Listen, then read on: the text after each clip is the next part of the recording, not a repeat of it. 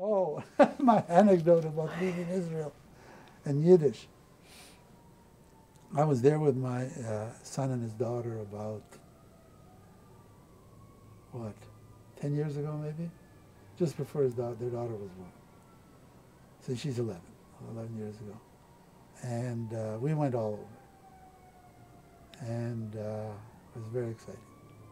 I didn't see my relatives. I was with them, and that's another trip which I planned. I haven't done it yet, but I will.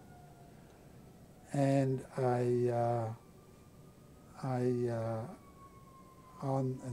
we had a Tel Aviv. This goes back to my Hebrew, right? The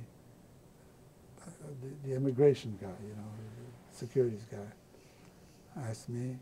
He said something to me in Hebrew. I said, "Oh, I don't know Hebrew." I'm sorry, I don't know Hebrew. You don't know Hebrew? No. But you must know. I mean, you had your bar mitzvah. So I said, "No, I never had a bar mitzvah." He looked at me very strangely. Oh.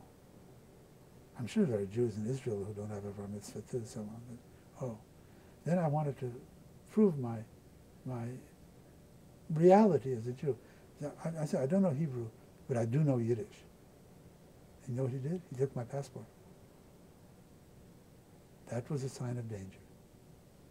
I may be a terrorist. I know Yiddish, but I don't know Hebrew. And he had our passports, and then he took my son's and hers. I don't know if he took theirs or they simply didn't know whether to travel without. But my passport they kept for 2.5 hours. And got them back just in time to catch the plane. Okay, so don't offer information that you're not asked for. So Yiddish culture in Israel, who knows?